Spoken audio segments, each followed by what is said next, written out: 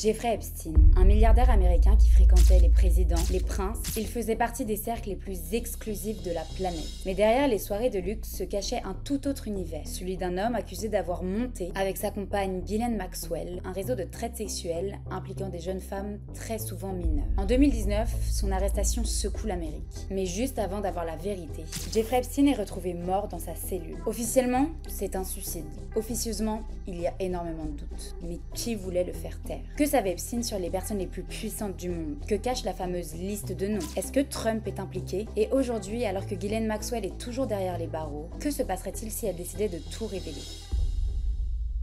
Hello, moi c'est Anaïs, je suis avocate en Californie et je décrypte l'actualité d'un point de vue juridique. D'ailleurs, n'hésitez pas à aller vous abonner à ma chaîne YouTube, vous êtes énormément à regarder mes vidéos, mais il y en a très peu qui s'abonnent et ça m'aiderait beaucoup pour la suite. Là, on est juste avant le tournage et je vais faire ma skincare pour ensuite faire mon make-up. Et je veux vraiment que ma peau elle soit nette à l'écran, que je luise pas, qu'on voit pas trop mes pores. Et c'est pour ça que la skincare c'est hyper important pour essayer d'atténuer ça. L'étape la plus importante, le Perfect Pad. Sur le petit capuchon, vous avez la petite pince. C'est pas des toners pâte classiques, ces pads là ils combinent 3 actions en une, ça permet d'exfolier, d'hydrater et d'affiner le grain de peau. Et la forme de cœur c'est pas que pour l'esthétisme, la face large c'est pour les grosses zones et les pointes c'est pour les zones étroites. Très important le cou les gars, on l'oublie beaucoup trop. Là c'est juste après que je me sois passé le pad, vraiment j'aime trop ce produit. Ensuite je mets le Repair Hero, c'est un sérum, vous avez pas besoin d'en mettre beaucoup, hein. Juste quelques gouttes. Et ça c'est pour renforcer encore plus le teint uniforme, protéger, renforcer la barrière cutanée. Repair Hero done. Et ensuite la touche finale avant de commencer mon make-up,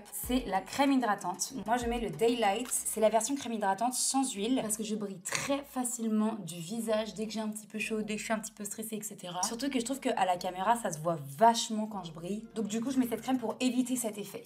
Et voilà.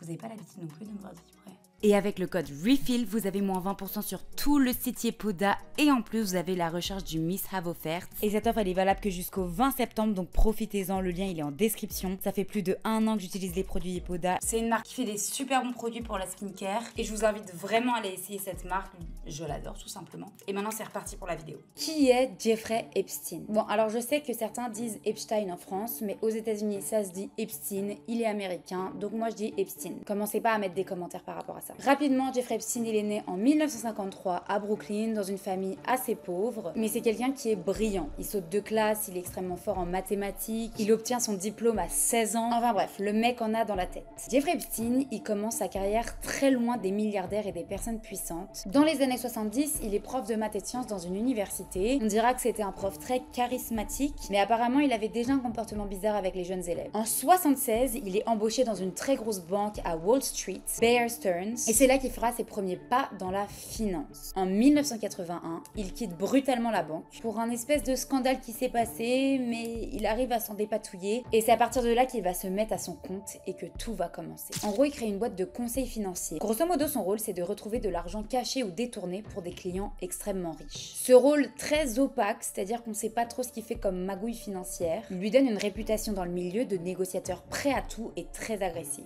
Ce mec n'est pas très net. Et ensuite, la rencontre qui marquera le tournant de sa vie, c'est Leslie Wexner, le fondateur du gros groupe qui détient notamment Victoria's Secret. Et ça, vous allez voir, c'est très pratique pour Epstein. Wexner, ça devient le plus grand client de Epstein. Wexner lui cède une immense propriété dans l'Upper East Side à Manhattan. C'est le manoir de 9 étages où Epstein habitera durant de nombreuses années. Et c'est une maison qui vaut plus de 50 millions de dollars. Epstein se serait servi de Victoria's Secret pour pouvoir se rapprocher des mannequins et les embaucher pour les mettre dans son trafic sexuel. Voilà, donc en fait c'est un peu donnant-donnant. Les deux se sont pas mal aidés. Jeffrey Epstein, c'était l'image du financier brillant, séduisant, cultivé, toujours entouré de célébrités, mais on le décrit également comme quelqu'un qui n'avait aucune morale. Manipulateur, sans empathie, son seul objectif était clair, s'infiltrer dans les cercles les plus riches et les plus puissants au monde. Et c'est dans les années 90 que Jeffrey Epstein va faire la rencontre de sa vie, Ghislaine Maxwell.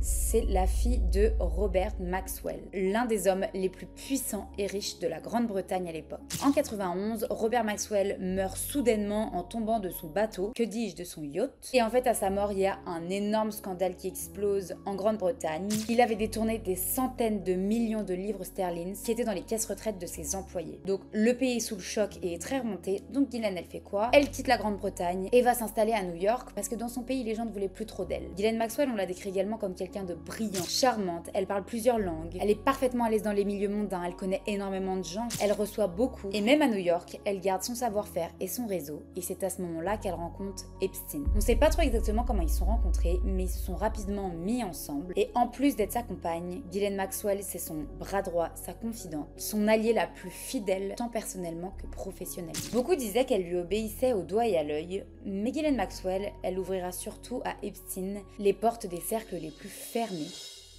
En mars 2005, la police de Palm Beach reçoit un appel d'une mère qui dit avoir retrouvé 300 $ dans les poches de sa fille de 14 ans. L'adolescente explique qu'elle les a reçus de Jeffrey Epstein après avoir été invitée chez lui pour lui faire un massage au cours duquel il l'a agressée sexuellement. C'est la première plainte officielle et c'est loin d'être la seule. Cette plainte, elle a ouvert la boîte de Pandore. Très vite, c'est plus du tout un cas isolé. D'autres adolescentes se présentent, des dizaines et des dizaines. Âgées de 14 à 18 ans, elles décrivent toutes le même schéma. La police décide alors de mettre sa maison sur surveillance et c'est alors que les agents se rendent compte qu'il y a un flux constant de jeunes filles qui rentrent chez lui, qui ressort, qui rentrent chez lui, qui ressort. Avec un mandat de perquisition, ils fouillent la maison et même les poubelles et ils découvrent des preuves accablant. Carnet d'adresses rempli de contacts, vidéos, messages écrits et des témoignages concordants qui décrivent tous le même mode opératoire. Mais qu'est-ce que faisait Epstein exactement? Alors les différentes enquêtes, elles ont établi que Epstein avait un rituel bien rodé pour piéger ses victimes. Il attirait les jeunes filles avec des promesses de massage bien payées, allant de 200 à 400 $ le massage. Et il leur promettait également de les aider dans leur carrière, dans leur vie, etc. Pour ça, il choisissait des victimes en général vulnérables. Des adolescentes, des personnes qui viennent de milieux modestes, des mannequins étrangères qui rêvent d'avoir une carrière qui se développe, des filles ayant très peu de soutien familial, des difficultés scolaires, des difficultés d'argent et également des personnes qui avaient déjà été agressées sexuellement dans le passé. Alors,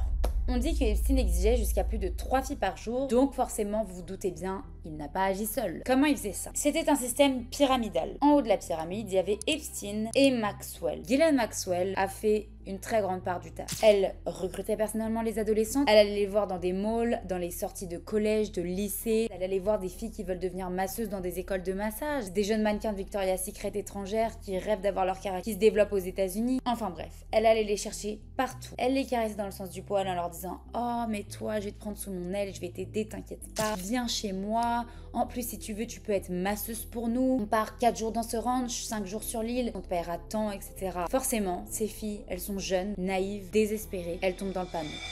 Il n'y avait pas que Ghislaine qui aidait à tout ça. Juste en dessous de Ghislaine et Epstein, il y avait les assistants. On parlera notamment de Sarah Keller. Ces assistantes, elles géraient l'agenda, le flux, les allées et venues. Elles accueillaient les jeunes filles quand elles arrivaient dans les demeures de Epstein. Elles leur remettaient l'argent liquide. Elles les mettaient à l'aise chez Epstein. Ça va être génial, tu vas voir ce boulot, il va changer ta vie. Et en dessous, en bas de la pyramide, comment ils faisaient pour y avoir autant de femmes? Bah les victimes. Parce que Epstein, il leur disait maintenant tu vas me ramener d'autres filles en les menaçant ou les payant encore plus cher. Si tu me ramènes une fille, je te passe 200 balles. Ces jeunes filles-là qui étaient terrorisées et qui avaient peur, elles ramenaient sans cesse des copines, des voisines, même des sœurs. Et comme chaque victime ramenait plusieurs autres filles, en fait ça faisait que le nombre à chaque fois se multipliait, se multipliait, se multipliait, etc. Et c'est comme ça que ce système a développé ce trafic sexuel pendant au moins 20 ans.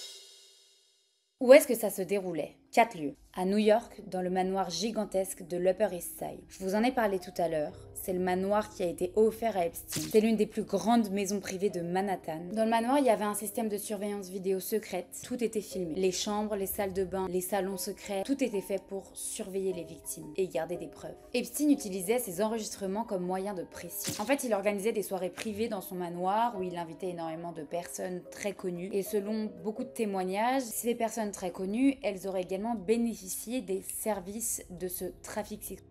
Et comme tout était filmé puisqu'il y avait des caméras cachées partout, Epstein après il pouvait apparemment utiliser ça pour leur faire du chantage en leur disant t'es obligé de faire ce que je te demande sinon dévoile cette vidéo où t'es en train de V une mineure. Voilà. C'était apparemment son moyen de tenir ses invités et les personnes les plus puissantes du monde sous son contrôle. Le deuxième lieu, Palm Beach. Il avait une maison qu'il avait achetée dans les années 90, c'est là où la première enquête a commencé. Cette villa est donc devenue tristement célèbre comme étant le début de toute cette enquête. Troisième lieu, le Zorro Ranch. Zorro Ranch. Bon, je sais pas trop comment ça se dit. Zorro Ranch. C'était un ranch colossal dans le New Mexique acheté en 93. Et il y avait des hectares et des hectares et des hectares autour de ce ranch. Et Epstein, il louait également des hectares de terre autour de ses propres hectares de terre pour qu'en fait ce ranch il soit totalement isolé de tous. Et que lorsqu'une victime va là-bas et tombe dans le panneau, elle ne puisse pas en ressortir. Le dernier lieu, et sûrement le plus glauque, l'île privée de Epstein, Little St. James, que l'on surnommait Little St. Jeff. Il l'a acheté en 1998 pour 8 millions. C'était une île totalement isolée de tout ce qui lui appartenait à 100%. Il avait une désalinisatrice, une piste d'atterrissage pour hélicoptère, il y avait plusieurs bungalows, etc. sur l'île. C'était donc totalement coupé du monde, accessible seulement par bateau ou par hélicoptère. Epstein organisait beaucoup d'événements sur cette île et invitait des gens très connus, mais également des filles de son trafic sexuel. Et beaucoup de témoignages de jeunes femmes qui y sont allées de force expliquent que c'est là-bas que se sont passés les pires abus. Bon, il avait également plusieurs appartements de luxe à Paris, etc. Mais globalement, c'était dans ces 4 endroits-là. On dénote quand même que tous ces lieux, c'est des lieux très isolés où il est dur d'en sortir. Ça montre que quand les victimes, elles tombaient dans le panneau et elles allaient là-bas en pensant faire un massage ou voilà, il était très dur pour elles de s'en sortir.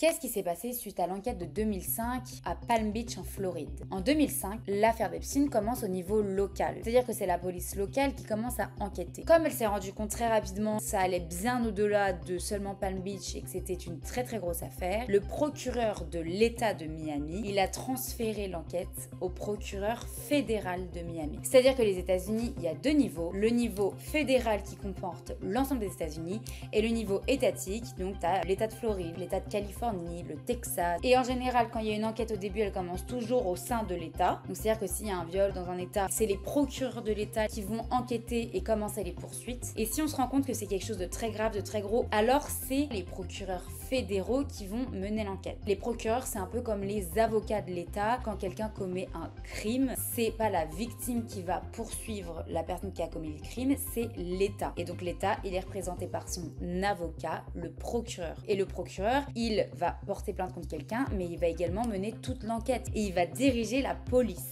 Donc en 2006, le Palm Beach Department, la police juste de Palm Beach, elle transmet le dossier au FBI et c'est plus un procureur de Miami qui est en charge de l'enquête, c'est un procureur fédéral, Alex Acosta. Et retenez bien son nom parce que c'est pas n'importe qui, vous allez voir. Le FBI mène une enquête, ils font des investigations, ils vont chez les victimes, ils leur demandent de témoigner, etc. Petit à petit, les victimes commencent toutes à prendre la parole, à expliquer. Au début, on ne les croit pas, on se moque d'elles, c'était une époque où on croit très peu les victimes, il n'y a pas encore eu le mouvement MeToo, et on croit plutôt les personnes riches et puissantes plutôt que les victimes qui n'ont pas trop d'argent et qui sont mineures. Et en 2007, alors qu'un dossier très lourd est monté, il y a énormément de preuves, énormément de victimes. Epstein peut totalement être inculpé, accusé, condamné. Epstein s'entoure d'une armée d'avocats prestigieux et il commence une contre-attaque. 2 choses sont faites. La première, ils vont voir les victimes, leur font peur, les discréditent, enquêtent sur leur vie, les font passer pour des prostituées, retrouvent leur poste de blog, etc. Alan Dershowitz, l'avocat de Epstein, retenez également son nom, il est très important dans l'histoire aussi. Le fameux Alan, il défend publiquement cette méthode en disant que c'est tout à fait normal, voilà, d'aller enquêter auprès des victimes, tout en les traitant de prostituées. Mais petit à petit, les victimes, elles ont plus de nouvelles du FBI.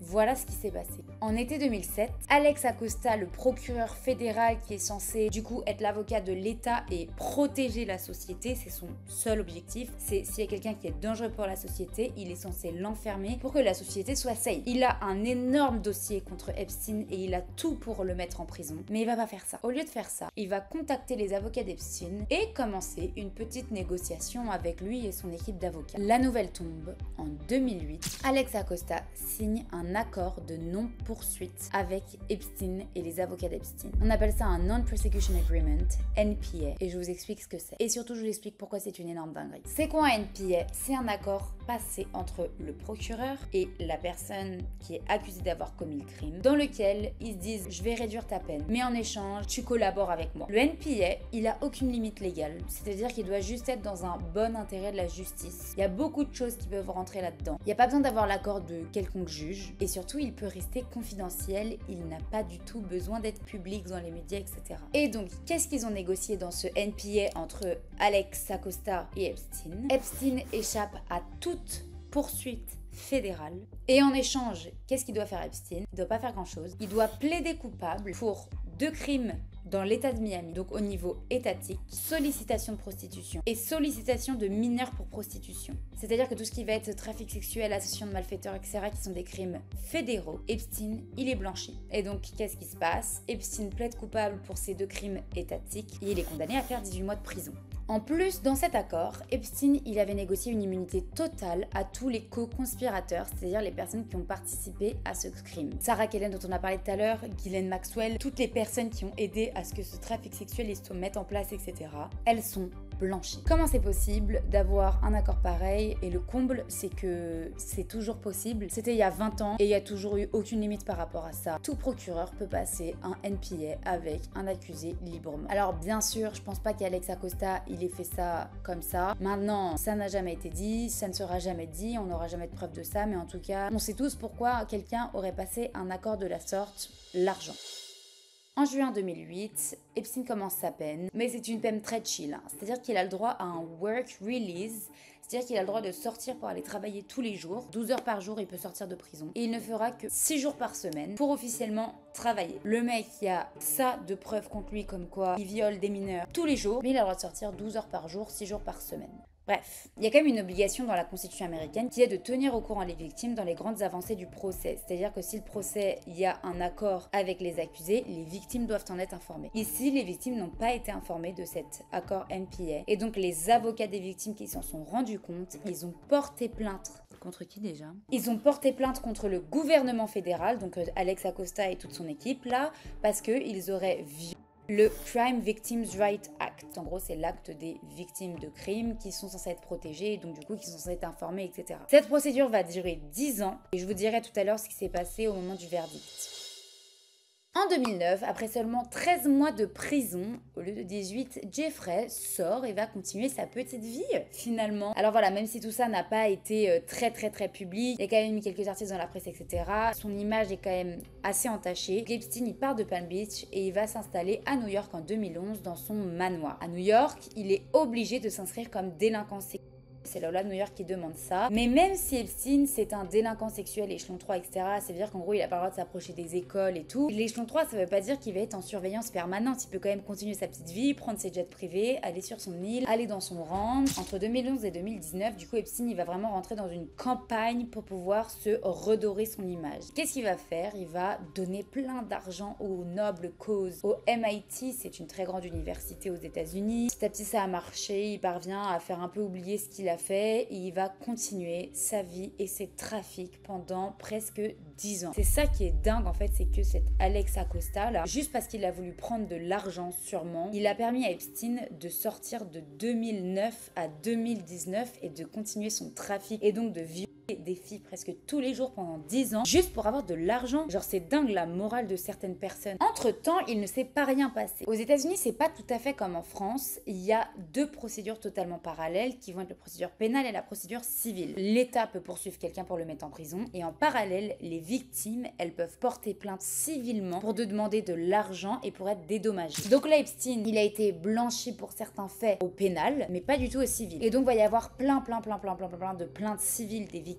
qui vont lui demander de l'argent. Et aux États-Unis, au civil, on va très rarement jusqu'au tribunal. C'est-à-dire que pendant toute la procédure, les deux parties vont s'échanger toutes les preuves, elles vont négocier, etc. Et juste avant d'aller au tribunal, elles se disent bon voilà, on sait échanger toutes les preuves. Moi, je sais ce que tu as comme preuve, toi, tu sais ce que j'ai comme preuve. On sait tous les deux ce qu'on va présenter au juge. On sait un petit peu quel va être le jugement. Donc, pour ne pas que ce soit public, pour éviter d'aller devant le tribunal, ça coûte très cher, c'est long, c'est pénible et en plus c'est public. On va signer un accord et au lieu que ce soit le juge qui décide que moi je vais te donner tant, bah moi je te propose de te donner tant directement. Et donc c'est ce qui s'est passé dans toutes les procédures civiles. Il n'y en a aucune qui est allée jusqu'au tribunal. Et en privé, Epstein, il a signé plein de settlements. Il a signé plein d'accords avec les victimes pour leur donner des millions par-ci, des millions par-là pour les dédommager et pour éviter surtout que tout ça, ça soit public. En novembre 2018, le Miami Herald, je sais pas trop comment ça se prononce, Miami Herald. Le Miami Herald, qui est un journal d'investigation très réputé en Floride, sort une série d'articles contre Epstein intitulée Perversion of Justice, la perversion de la justice. Cet article, il dénonce énormément de choses. Tout ce système pyramidal, l'implication de Ghislaine Maxwell, le témoignage de plus de 60 victimes de Jeffrey Epstein qui est raconté dans les détails, mais également l'accord privé de 2008 et comment Jeffrey Epstein a fait pour éviter un procès fédéral, ainsi que la complicité très claire de Alex Acosta, le procureur fédéral. En parallèle de ces différentes révélations, il y a toujours le procès en cours de deux victimes contre le gouvernement fédéral pour avoir violé le Crime Victims' Rights Act. Et juste après la sortie du magazine, les deux victimes ont demandé au juge de déclassifier des échanges de mails internes entre Alex Acosta et les avocats d'Epstein pour les rendre public. Décembre 2018, le juge accepte. Et là, les gars, vous n'êtes pas prêts. Il y a littéralement des échanges de mails entre Alex Acosta, qui est censé représenter l'État et le défendre, et les avocats d'Epstein. Et Alex Acosta, il leur demande qu'est-ce qui conviendra à votre client, qu'est-ce qu'il veut, mais oui, on peut s'arranger, etc. En fait, depuis 2007, ils négocient ensemble et ils essayaient de trouver le meilleur accord possible entre les deux. Et en fait, on se rend compte avec ces échanges de mails que les deux équipes travaillaient main dans la main pour s'en sortir et niquer tout le monde. Ces révélations sont d'autant plus choquantes que, entre-temps, Alex Acosta, c'est pas n'importe qui. Il a été nominé par le cher Donald Trump comme étant le ministre du Travail. Vous vous doutez bien que c'est un énorme tollé, et donc suite à ça, Alex Acosta, il démissionne de son poste de US Labor Secretary parce que, enfin, c'est pas possible, c'est pas possible que... C'est pas possible. Quelques mois plus tard, en février 2019, c'est officiel, le juge condamne Alex Acosta et toute sa petite équipe pour avoir le Crime Victim Rights Act. Donc effectivement, ils auraient dû prévenir les victimes. Sauf qu'en fait, cette victoire, elle est totalement symbolique puisqu'il n'y a aucune sanction prévue par la loi. Donc voilà, le gouvernement n'a pas protégé les victimes durant cette procédure, mais il n'y a aucune peine, condamnation. On ne peut pas annuler l'accord non plus. Donc en fait, il se passe rien. Tout ça fait que ça a fait beaucoup de bruit et suite à ça, les procureurs fédéraux de New York ont réouvert une enquête contre Jeffrey Epstein en 2019.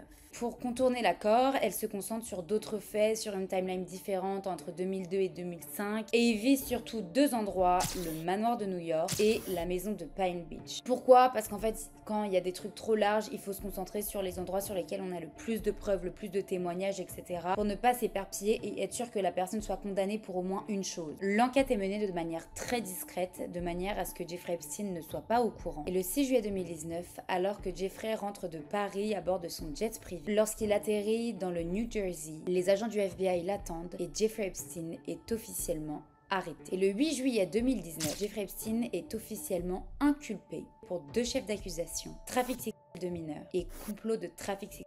En gros, quand on inculpe quelqu'un officiellement, c'est lorsque la personne qui est accusée, elle va voir le juge au tribunal et que le juge lui dit « Voilà, vous êtes officiellement poursuivi pour ça et pour ça. Est-ce que vous plaidez coupable ou non coupable, etc. » Et ensuite, toute la procédure commence. Bien sûr, Jeffrey Epstein plaide non coupable et dans la foulée, la procédure commence. Le FBI perquisitionne le manoir et énormément de choses sont trouvées. Des milliers de photos et de vidéos de jeunes femmes et adolescentes stockées dans des coffres, dans des disques durs, certaines identifiées comme mineures, des CD, des DVD étiquetés à la main, un carnet d'adresses qu'on appelle le Black Book alors qu'il était déjà connu parce qu'il avait fuité en 2015, qui liste des centaines de personnalités contacts de Jeffrey Epstein avec Trump, Clinton, Bill Gates, le prince Andrew, etc. Tout le monde se préparait à un très grand procès de Epstein pour savoir qu'est-ce qu'il y avait dans ces CD, dans ces DVD, jusqu'où s'étendait le trafic, qui était impliqué. Mais avant le procès, le 10 août 2019, à 6h30 du matin, Jeffrey Epstein est retrouvé mort dans sa cellule de prison.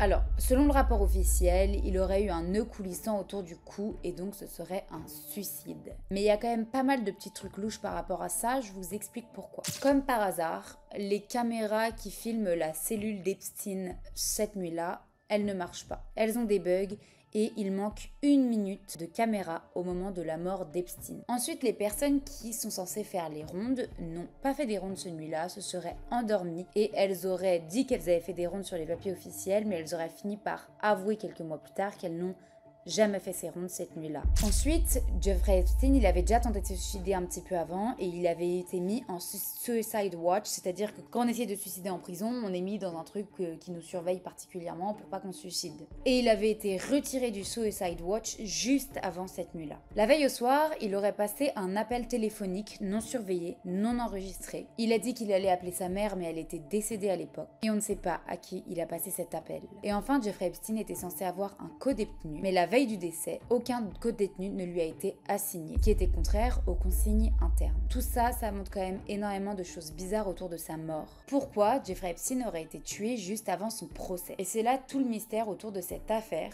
c'est que on n'aura sûrement jamais la vérité.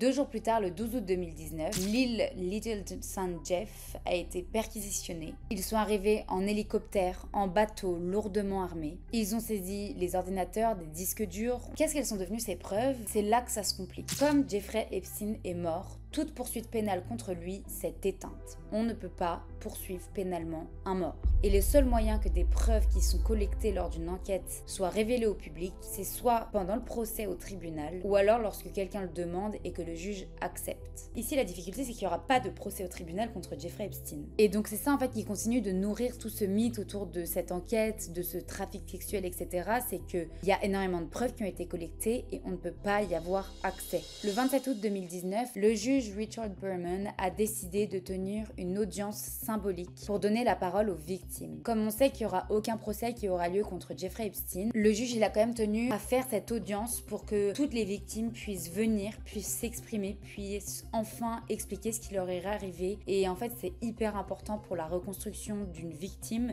de pouvoir parler et être entendu et reconnu. La salle d'audience était remplie à craquer. Plus de 30 victimes étaient présentes et 16 ont pris la parole. Elles ont décrit les abus, la manière dont Epstein les a recrutées, isolées, manipulées. Certaines ont détaillé la complicité de son entourage. À la fin de l'audience, le juge Berman a demandé à toutes celles qui se considéraient comme survivantes de Epstein de se lever. Une foule s'est levée. Ce moment, il a vraiment marqué les esprits. Ces femmes venues de milieux différents formaient une communauté visible, unie par la même histoire. Que devient Ghislaine Maxwell? Pendant des années, Ghislaine Maxwell, elle s'est faite toute petite. En 2019, elle disparaît complètement. Plus de réseaux sociaux, plus d'apparitions publiques. Et c'est en juillet 2020, après des mois de surveillance, que le FBI la localise dans une maison isolée dans le New Hampshire, qu'elle a achetée en cash par une société fictive. Le 2 juillet 2020, à 8h du matin, les agents du FBI entourent la propriété. Maxwell est arrêtée et inculpée pour trafic sexuel de mineurs, transport de mineurs en vue de prostitution, conspiration et parjure. Parjure, ça veut dire qu'on a menti après avoir juré sur la Bible au tribunal. Alors bien sûr, Ghislaine Maxwell, comme tout le monde dans cette histoire, elle nie tout, elle plaide non coupable, elle dit qu'elle n'a absolument rien fait. Et le 29 décembre 2021, elle est reconnue coupable des 5 chefs d'accusation sur les 6. Le juge fixe la durée de sa peine à 20 ans de prison. 20 ans de prison pour tout ce qu'ils ont fait, c'est rien, je suis d'accord. Elle a un rôle secondaire dans ce trafic sexuel, bien que c'était le bras droit de Epstein. C'était pas elle directement qui toutes ses filles, etc. Donc c'est pour ça qu'elle a pris aussi peu, entre guillemets. Alors, elle a fait appel, mais en septembre 2024, donc il y a un an, la cour d'appel a confirmé cette condamnation de 20 ans. Mais Ghislaine, elle ne lâche pas l'affaire. Non, non, non, elle veut absolument sortir. Ses avocats, ils ont annoncé le 28 juillet 2025 qu'ils allaient saisir la Supreme Court pour contester sa condamnation à 20 ans de prison.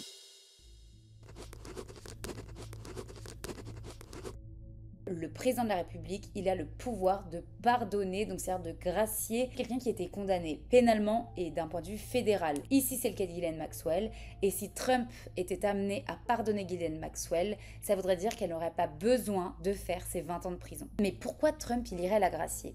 Alors déjà, Trump, il était très proche de Epstein, il allait très souvent à leurs dîners mondains, à leurs petites fêtes, etc. Il est déjà allé sur son île et il y a beaucoup de personnes qui disent que Trump, il aurait participé au trafic de Epstein. Attention, on n'a aucune preuve de ça. Ensuite, en juillet 2020, lorsque Maxwell, elle a été condamnée à la prison, Trump, il a été interrogé là-dessus. I don't know, I haven't really been following it too much. I just wish her well, frankly. Et ça a beaucoup choqué. Après, pour être honnête, ça m'étonnerait vraiment que Trump gracie Maxwell parce que ça serait extrêmement louche et ça révélerait qu'il ait quelque chose à cacher. Il y a des gens qui m'ont demandé, est-ce que s'il y a des informations qui sortent et on découvre qu'en fait Trump fait partie de ce réseau-là, est-ce qu'il peut être protégé par son statut de président de la République ? Non. Un président de la République américain, il peut être protégé par tous ses actes qui sont en lien avec son rôle de président, mais là, le trafic sexuel, ça n'a rien à voir, donc il ne pourrait absolument pas être protégé pénalement s'il s'avère qu'il fait partie de ce trafic-là. Qu'est-ce que c'est que cette fameuse liste de Jeffrey Epstein? Il y a énormément de personnes qui parlent d'une liste de personnes qui seraient impliquées dans ce trafic. En janvier 2024, le juge a ordonné la publication de 950 documents qui avaient été échangés lors des différents procès civils. Dans ces documents-là, on y retrouve plus de 200 noms liés de près ou de loin à Epstein. Ces noms, en fait, ils apparaissent dans des carnets d'adresses, des échanges et également des journaux de vol. Mais attention, dans tous ces documents qui sont sortis, il n'y en a aucun qui constitue une liste officielle. Et suite à ça, tout le monde s'est demandé, d'accord, mais donc dans tous ces gens qui sont allés sur l'île de Epstein, qui sont allés à ces soirées, qui étaient proches de lui, etc., qui faisait partie de ce fameux trafic sexuel. Et Donald Trump, il n'a pas aidé à ces conspirations. Parce que lors de sa campagne présidentielle en 2024, il a dit à 2 occasions qu'il publierait la liste des noms officiels de Jeffrey Epstein. Le problème, c'est que Donald Trump, ça fait un petit peu moins d'1 an qu'il avait été élu et qu'il n'a toujours rien révélé. Alors, début juillet 2025, le Department of Justice, avec l'aide du FBI, ils ont rédigé un document en annonçant qu'il n'y avait pas de liste de clients de Jeffrey Epstein officielle. Et ils ont également indiqué dans cette lettre qu'il n'y avait aucun élément suffisant pour pouvoir porter plainte contre des personnes tierces. Le 24 et 25 juillet 2025, Ghislaine Maxwell a été interrogée en prison par des enquêteurs du DOJ. Le DOJ, c'est le Department of Justice, c'est un peu l'équivalent du ministère de la Justice. Cette rencontre, elle a été faite dans le cadre d'une enquête interne concernant Epstein, ses relations, les rumeurs de la client list, et ils essayent de savoir s'il y a d'autres personnes qui sont impliquées. Le DOJ a publié les transcripts de ces 2 entretiens pour faire preuve de transparence. Selon les transcripts, Ghislaine a déclaré qu'elle n'avait aucune connaissance d'un fichier ou alors d'une liste de clients de Jeffrey Epstein. Elle a également expliqué que Trump n'avait jamais été inapproprié en sa présence. Do you ever observe President Trump receive a massage? Never. I never witnessed the president in any inappropriate setting. Elle a fini par conclure qu'il n'y avait aucune personnalité publique qui était liée à Epstein, que elle était totalement innocente et qu'elle avait jamais recruté personne. Bon. Mais le Congrès, il trouve tout ça un petit peu louche. Ils ont donc demandé au DOJ de leur donner tous les transcripts et tous les documents qu'ils ont de manière générale. Je vous rappelle que le DOJ, c'est le ministère de la Justice, donc ils sont à la tête de tous les procureurs, du FBI, etc.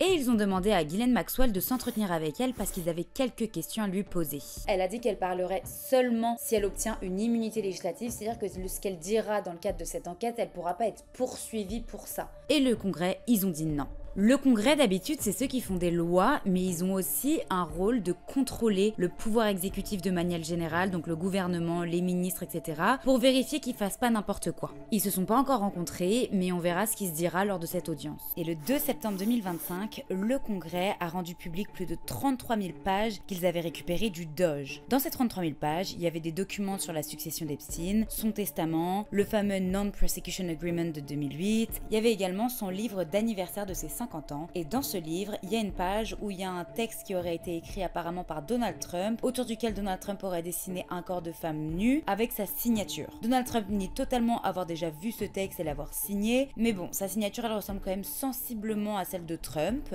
Voilà. Le lendemain, devant la Maison Blanche, lors d'une conférence de presse, environ 10 victimes de Epstein ont annoncé qu'elles compliraient elles-mêmes leur liste de personnes associées au réseau de trafic sexuel de Epstein. Us Epstein survivors have been discussing creating our own list. We know the names. Many of us were abused by them.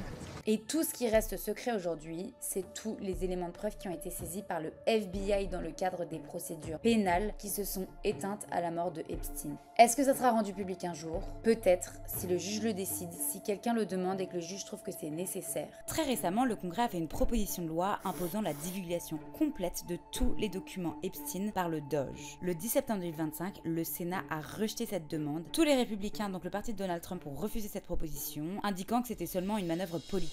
Vous allez peut-être vous dire, mais c'est tout? Là, on parle d'un énorme trafic avec potentiellement des centaines et des centaines de victimes, très souvent mineures. Et là, il y a juste une personne qui est en prison pour 20 ans et c'est tout. Avec toutes les preuves qu'il y a. Bah oui, c'est tout. Mais je vais quand même vous expliquer les différents noms qui sont ressortis pas mal de fois et pourquoi ils sont ressortis. Attention, ici, ce ne sont que des spéculations. Personne n'a été condamné pénalement. Alors, Leslie Wexner. Énormément de gens disent qu'il était au courant et c'est vrai que comme Epstein pouvait tout faire de sa vie et utiliser les Victoria's Secret qui appartenait à Leslie Wexner pour trouver ses victimes, ça aurait été très étonnant qu'il ne sache rien, mais il a toujours tout démenti. Jean-Luc Brunel, qui était un chasseur de tête de mannequins très connu dans le milieu français. Il était très proche de Ghislaine Maxwell et de Epstein. Il a créé une agence de mannequinat à New York, financée à $1 million par Epstein. Rien que ça. Brunel, il apparaît plus de 25 fois dans le carnet de vol du jet privé de Epstein. Il lui a rendu plus de 70 fois visite en prison en 2008. En 13 mois, ça fait beaucoup, je vous laisse faire le calcul du nombre de fois par mois. Le 16 décembre 2020, il est arrêté à l'aéroport de Charles de Gaulle et mis en examen pour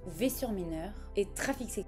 Il a été placé en détention provisoire, mais il sera retrouvé pendu, mort dans sa cellule, le 19 février 2022. Encore une fois ici, sa mort met fin aux poursuites pénales. Ensuite, il y a également le prince Andrew. Donc le prince Andrew, je vous signale que c'est le frère de l'actuel roi d'Angleterre, le fils de la fameuse reine Elisabeth d'Angleterre. Et le prince Andrew, c'était un grand ami de Epstein. Il est allé de nombreuses fois sur son île et plusieurs victimes ont expliqué qu'il les aurait violées. Alors, il nie absolument tout ça. Il y a notamment Virginia Giuffre, qui est une victime qui s'est battue pour obtenir justice. Elle a expliqué qu'il l'avait violée à plusieurs reprises. Et le prince Andrew a démenti en disant ne jamais avoir vu cette personne, jusqu'à ce qu'une photo de lui et Virginia sur l'île d'Epstein ressurgisse. Il y a également l'avocat Alan Dershowitz, qui est mêlé à cette histoire. Et différentes victimes l'attaquent en expliquant qu'il les aurait violées. Vous savez, le fameux avocat qui est allé menacer ses victimes et les intimider. Il aurait également été un client d'Epstein pour son trafic. Mais voilà, c'est pas tout. Il y a également Bill Clinton qui a fait plus de 17 voyages dans le jet privé d'Epstein. Et il y a énormément d'autres personnalités qui sont mentionnées, mais on n'a pas plus d'informations puisque tout est sous scellé.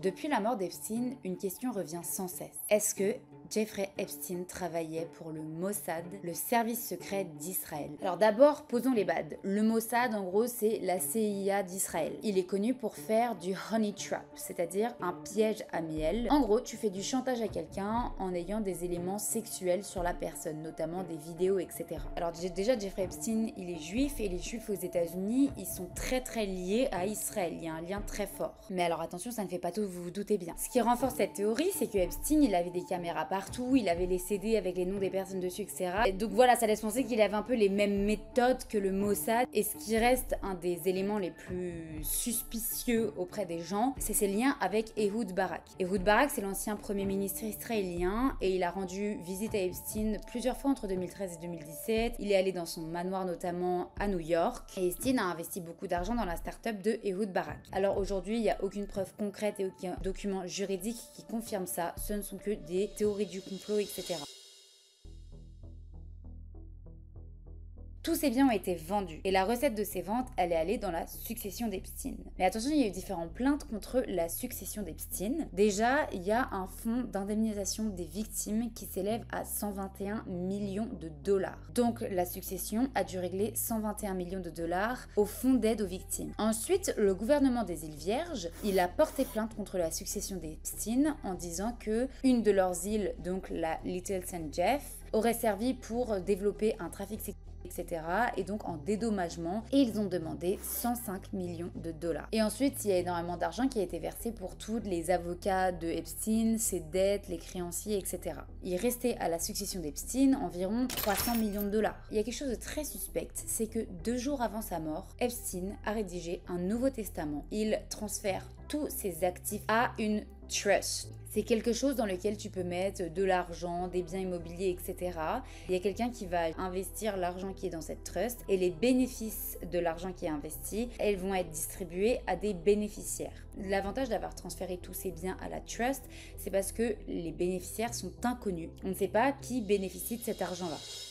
Donc dans cette affaire, on voit bien que c'est pas seulement Epstein qui était à la tête d'un réseau de trafic sexuel, mais c'est également énormément de personnes autour de lui qui le couvraient et l'aidaient. C'est également la justice qui l'a blanchi sûrement contre de l'argent et qui a permis à ce qu'il continue son trafic pendant plus de 10 ans. Et en fait, c'est un ensemble d'énormément d'éléments qui a permis que Epstein puisse continuer ses horreurs pendant près de 20 ans. Et je trouve que ça remet vraiment en question tout ce système-là parce qu'on est censé être protégé par ces grandes institutions et au final, ces grandes institutions ont permis que Epstein puisse continuer et prospérer dans son réseau. Les médias, on s'en rend pas compte, ils ont un très gros rôle à jouer, qui peut être positif mais également négatif, on est bien d'accord. Mais finalement, heureusement que les médias ils étaient là dans cette affaire, parce que si les médias ils avaient pas été là, il serait peut-être encore aujourd'hui en train de continuer son trafic.